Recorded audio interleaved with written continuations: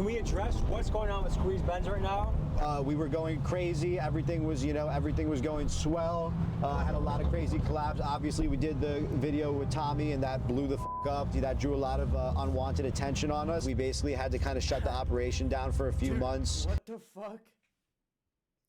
It drew a bunch of unwanted. It drew a bunch of unwanted attention, and you're literally like vlogging, stealing cars, and making raps about them and shit. Like, what? Ironic.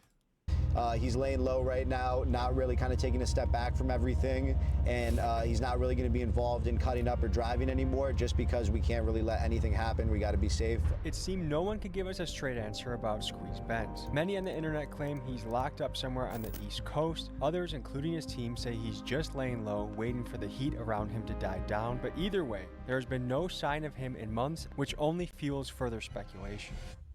Probably caught his ass. Honestly.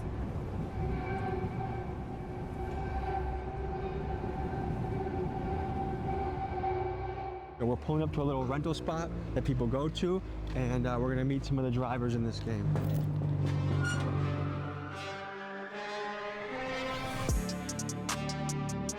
I like how they're all wearing like shiesties and shit, but then they're wearing like branded like rental, like car rental shop company shirts and shit. It's like wearing a shiesty and driving a tow truck. It's like, I wonder who this guy works for. Maybe a towing company. Tell people who you are and what you do. I'm licensed. I love to drive. Yeah, just hell, dude. What would you say your specialty is? Like, is it fast? Is it cutting up? Like, how do you... Heavy traffic. How risky would you say that is? Not as risky as going high speeds. Have you ever crashed before? One time where my boy rear-ended me. So, two drivers crashed. Yeah, basically. I've heard there's cover-ups going on. Some people don't want to show how dangerous this really is or how it can damage other people. Can you speak to that? Folks, I think it's really important to speak on the covering up of crashes that's rampant across this driver community, because some of the drivers in this space with the biggest followings are doing this, and it gives the false impression. What the fuck was that, dude?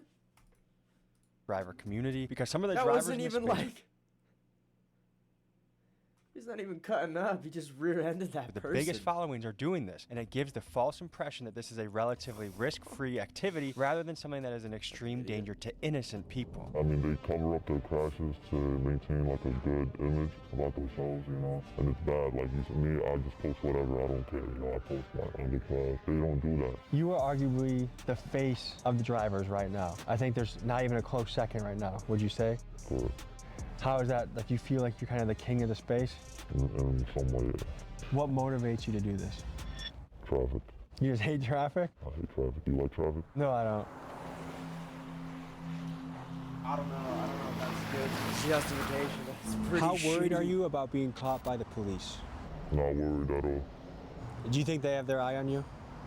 I'm pretty sure they do, but whatever happens, happens. I don't think I'll ever get caught, and if I do, it is what it is. Is there an amount of jail time that would scare you away from doing this? Right? Lifetime. How are you getting access to all these kind of crazy cars? Family, network, friends.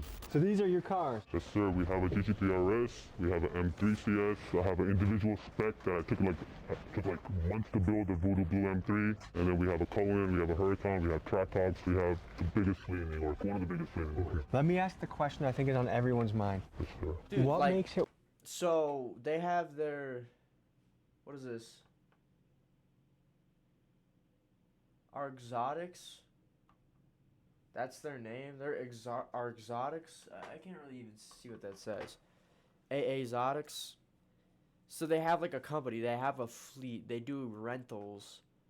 And those dudes look like brothers. Just look at their eyes. Like they're both like kind of like Muslim, like Eastern Arabian look to them. Maybe, I don't know. Maybe I'm just fucking that up. But they look like brothers. So it's like...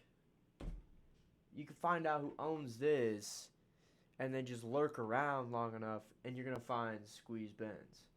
and then you have like all this graffiti and shit, and like all this, you know, stuff. Like you could easily find this building. Like it's so fucking stupid. It worth it to rent to guys like License, guys that are gonna be driving crazy, guys that might do illegal criminal shit in the car. It's kind of networking, right? You have people like License that come through, people that we already know. We know that they're responsible. If anything happens, they will pay up for it. They do market with our vehicles. We do get clientele from them, but we do vet out the clientele with a background check and whatnot.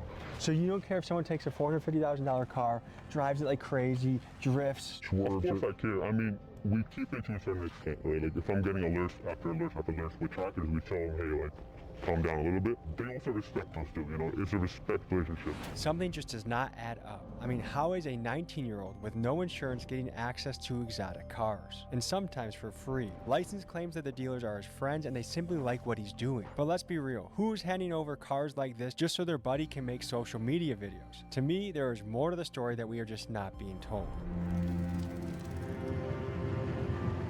I agree. That's valid. We begin this next day by meeting License at a historical landmark for the New York drivers. Legend has it this is the spot Squeeze Benz and License grew up meeting at before they drove around like maniacs. Okay. What's up, brother?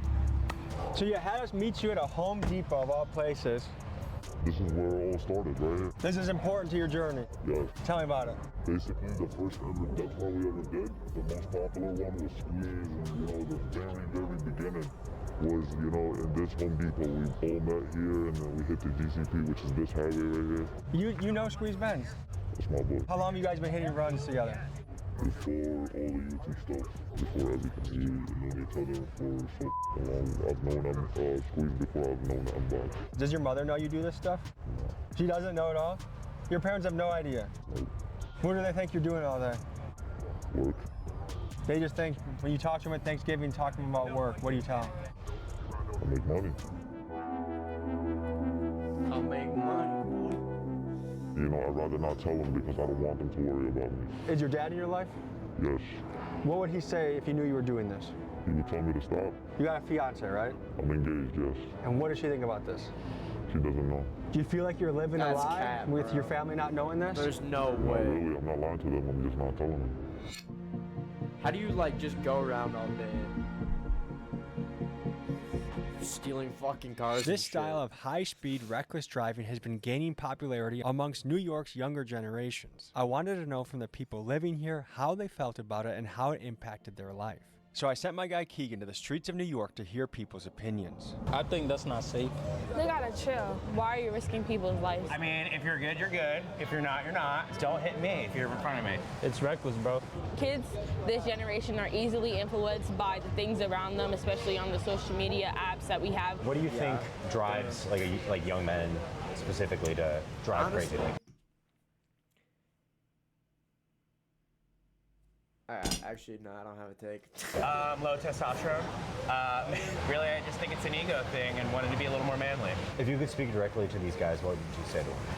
Slow down. It's not worth it, bro. You're gonna end up in jail. I'm dead ass. What do you think the people of New York think about you? Some hate me, some don't hate me. You know, it all just depends. Like, when I'm walking outside, I've never had a bad interaction. When people notice me and stuff, they take pictures, they tell me they like how I drive. But from the YouTube comments, a lot of people hate me, but I don't give a f***. I'm gonna do this regardless whether people hate it or not. Two with the F87. Table for two, my carbone in my section. One separate hat with my radar detection. How wanted would you say you are by NYPD? I'm like the most wanted right now. I've had an incident actually not too long ago where I was walking inside of a gas station Honestly, and two cops. couldn't you just catch them by knowing, oh, they're always popping out on this street, this road, or like highway, whatever, and you just kind of like funnel them. And you funnel them and you stop them. Like, drive a car in front of them, make them force an exit. I don't know, I feel like there's a way to catch them driving, you know what I mean? Was like right there eyeing me and they started like following me around. You were wearing the Yes, shirt? I was wearing the shiesty and I was wearing my Crocs. They started chasing me and I noticed it. I straight booked it into my car they like moved down there right behind me. I think they noticed me, like they recognized who I was. The argument on their side, I think they would say like, look, this is a guy a lot of young men follow and look up to. If we let him run the streets, then there's gonna be 50 more, 100 more, many more people that take your place and try and do the same thing.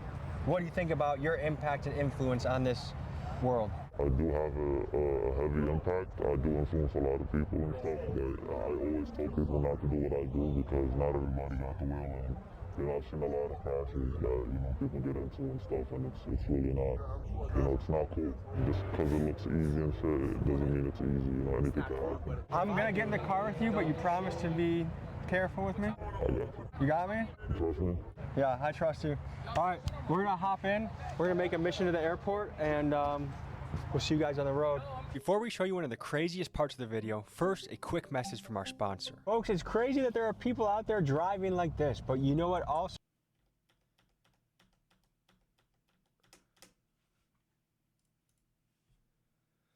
Damn. So if you hit somebody on the road, would you stop? I think I would. But there'd be some mental thinking going on to figure out how you'd make your next move? Yeah. Tell me about the feeling you get when you do this. It's a good feeling. It's addictive. Better than drugs in my opinion. Do you do any drugs? I don't do drugs. Do you drink? Never. Do you have any other vices besides crazy driving? Not really. This is my high. So do you feel like this is what you were put on earth to do, was to drive? Yes. Ever since I started driving, I remember like the second every day I started driving, I was already doing this thing. Like not as crazy, but like I was already nice at it, like I was a natural. Looks like we need engine oil. Don't worry about that. And tire pressure. We're good. You've been riding this thing like a horse, huh? Hey man, if I don't ride it like this, the next man will. How much do you think this car costs? Just destroying This one specifically is about like 100 and some change.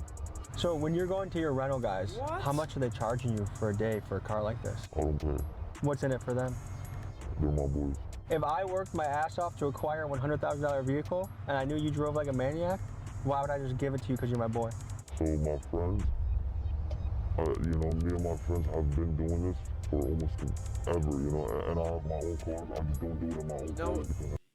If you notice, he doesn't put timestamps on anything. He, like, when he talked about his friends, he never said, like, oh, I've known that guy since I was 10 years old. Because then there's no way to, like, track the lineage of that relationship. So he doesn't put numbers on anything. That's hot, when I'm making videos and stuff. But I got my boys who really don't care about none of that shit, How you feeling? I feel like the beginning, right before you make the bungee jump, like I feel the build up, like you've walked to the top, you've put the belt on, and now you know you have to jump off, but you kind of don't want to. That's a little bit how I feel right now. How about this? I bug out for 1 minute only, and we see if you can survive that 1 minute. Let's do 1 minute. Put the timer on, okay? And? Ready? Holy mother. Yep, we're on. There's nothing too fast, okay? Speed. You're good. We're only going on. 100 fucking miles an hour. Oh my god. Hey, lordy, lordy, come on. Come on. That's crazy. Easy, Tiger, not too fast, not too fast. I can do the cutting, but the speed is what scares me.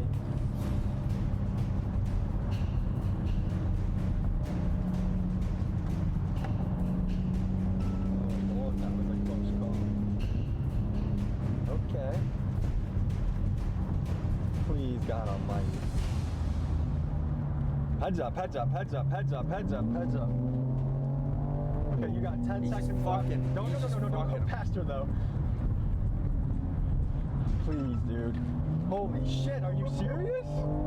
Okay, good. Time. Good, cut. I'm sweating, dude. Oh, Lord, that was exciting. Because I didn't even let Squeeze Benz go that far. Like, there were so many times where I thought that was gonna be it. What's the fastest you ever gone in a car? I hit 195 before. I've never, my dream is to always do 200, but I haven't had the right car to do it in. Do you ever feel guilty doing this? Like, hey, I'm doing something that puts other people at great risk? If I've ever, like, scraped someone's car, tapped his mirror, or, like, Even question, I feel like I would feel guilty, but I've never felt guilty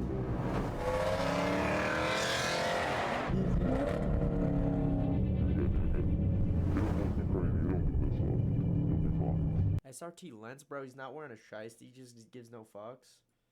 Talk about the difficulty of getting away from police in these circumstances.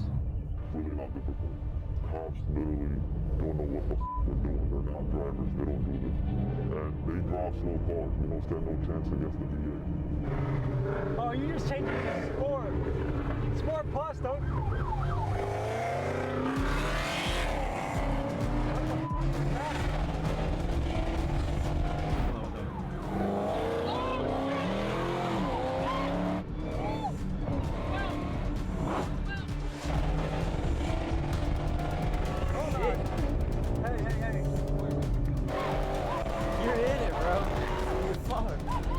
It's like, wait, stop.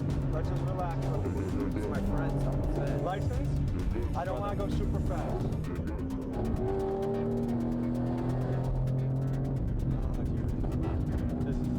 How often would you say you go on a high-speed chase? Every day. Every day? Every day? Is that an exaggeration at all? No. Have you had close calls? I've had close calls, yes. Have you been chased by a helicopter? One time. How is it getting away from that? Hell, It he's was not crazy. as bad because the helicopter came after I got away, but it was 3 helicopters, as a matter of fact, and it was recent. Can you explain the process? You try to get away from them as fast as possible, and when you do that, you try to maintain a high speed, not too fast, but a speed that they're not going to maintain for more than 2 minutes, and that's literally it. And then you take an exit, get out of there, go to bed, go to sleep. That's fucking crazy. You're good, Tom. This is what we do every day. I know, but all I You're good, trust me. I promise you, your life is in good hands. You're going with me. That's what we're talking. I'll slow down for you, don't worry. Can we... Holy shit. You were just asking about cops and how easy it is to... Was that a real cop? Yes. What the fuck was that? What you think? That was? Yeah. So we just got into a police chase and got away. Basically. Okay, easy, please. Probably knew. Please. Hey, we're good on this. License. Come on, please. Hey, can you listen to me?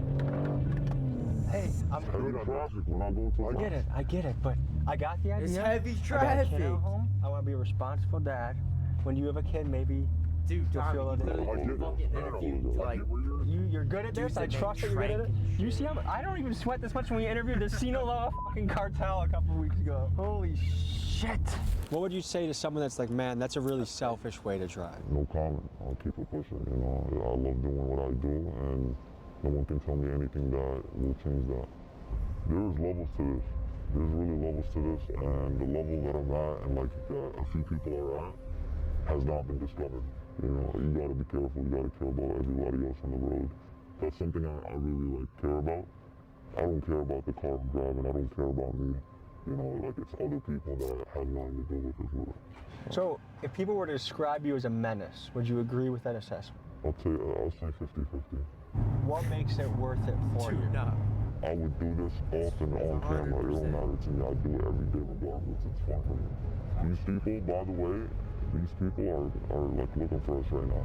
The same cops that chased us. That's why he just went to the left. He's searching for the car because we just ran from him. But we'll keep a distance. We'll be fine. I'll play it safe for you. But I cannot stop. I cannot stop. Like if you lights us up, I'm gonna have to go. That's something I can't promise. This bitch got an angle, I got roused like the Bengals. If I find out she's cheating, then my bitch getting strangled. 707, this a Hellcat Durango. And Box is a character, isn't he? He's super funny. I love him. Look at him. Yes, sir. You're the biggest motherfucker ever. I want to crash out, but I'm not going to crash out. You saw the fucking police? He was like, I think he was off duty, but he turned his lights on you guys. You're definitely good, though. It's not hot, for sure. And then I was just right next to him. What's up, man? Good to see you. How are you? Hey, yo. Glove boy. Michael Jackson. Oh, shit. Hey, easy. That's crazy. They don't even That's chase no something more. that, like, makes scam rap too. That's the cops. It's the cops. We're not worried about them. Do you clench up at all when he's driving? Nah, not no more. I never did. He'll tell you out of everybody I love this shit the most. Look at him. Running his place. Ooh, they're on his ass. Heavy. I'm not gonna lie.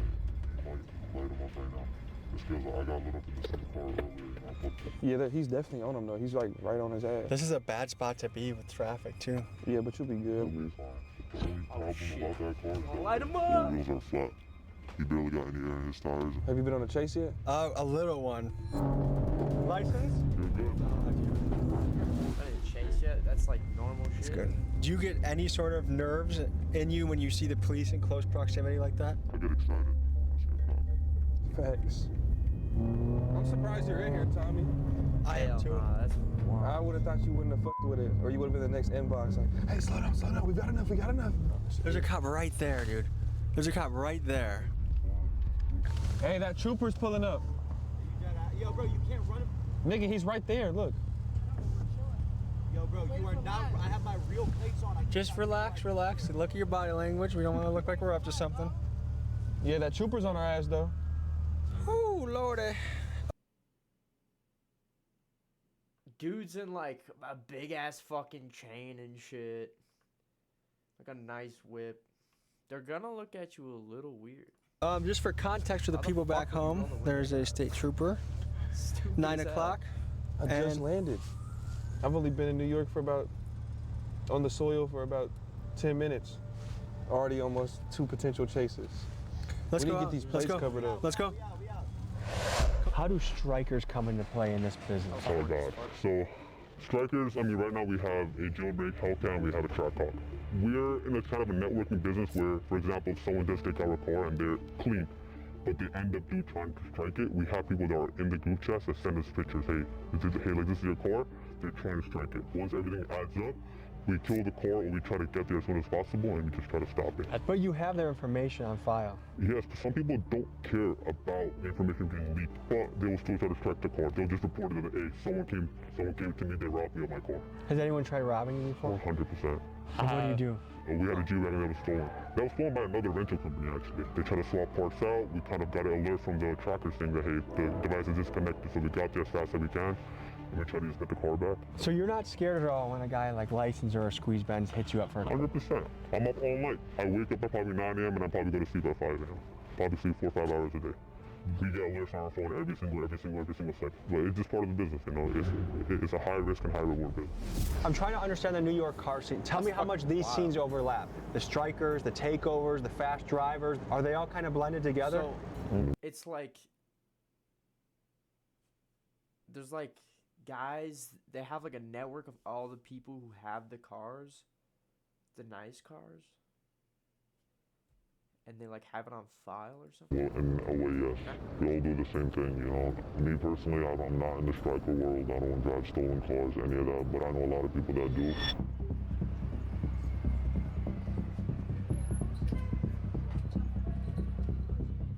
Who are you guys and what do you do? My name is AJ and I strike cars for the... My name is Ace and I do the same thing he do.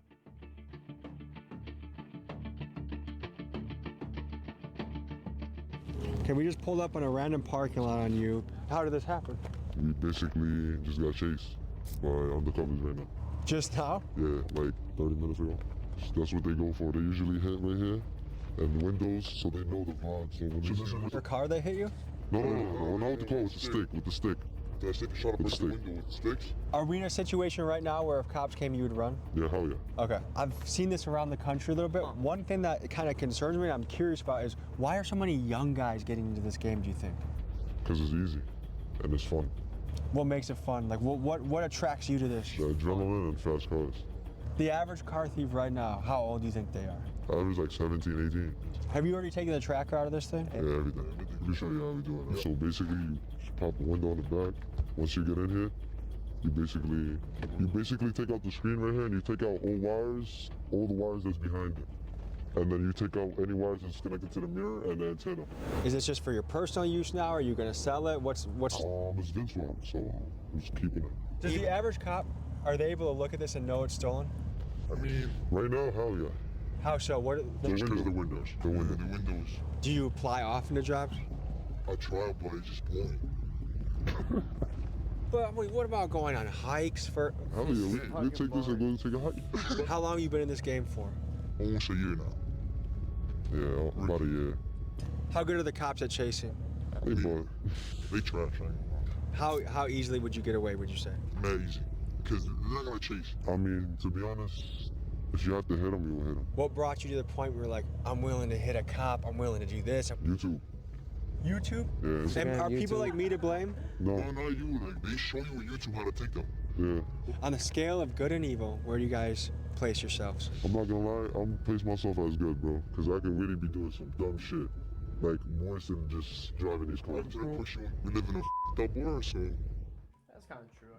What do they do at City Field? What are we about to go see? Basically, City Field is a place where if you wanted to get a car fixed same day, you bring it there, you know? And if you want to sell a striker, you bring it there. Everything is there, bro. It's like the center of parts and like fixing cars and just everything in between, you know? So there's a little bit of an underground black market economy that happens in this spot.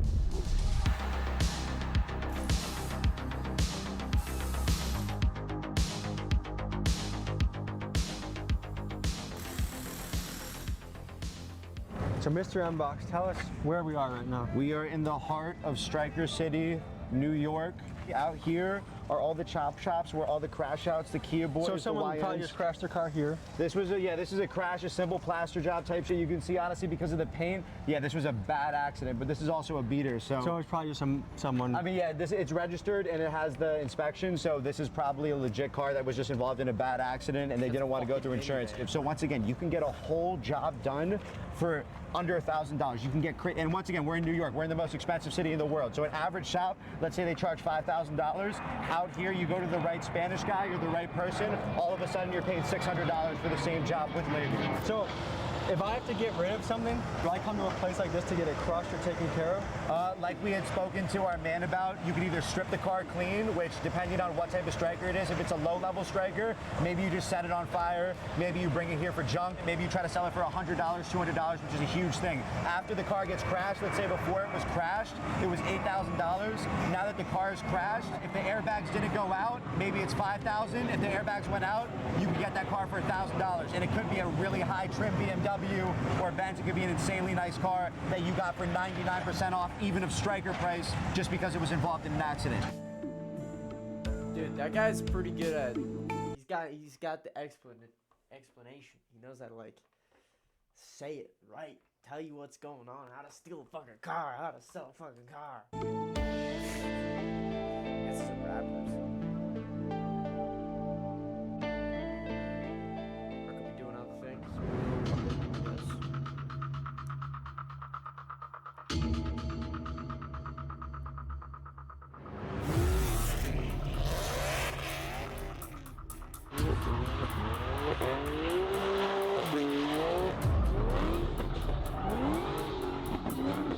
I always wanted to drift. I want to do that.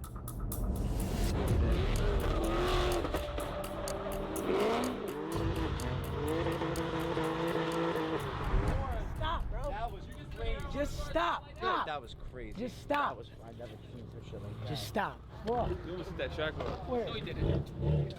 I'm the slider of the fucking group, bro. Okay. Let me show you something. So what are we walking up to right now? That's the 2008 G37 Sport Package. It don't get better than this. It's the best drift car you could get. $25. So you bought this car for $25? $25. How long ago did you guys pick up this car? Like maybe 4 weeks now. And you just use it as your personal car now? No, not really. I just bring it to do dumb shit like this. So if NYPD passes these plates, how do you evade detection? Nothing comes up into the plates. They're ghost plates.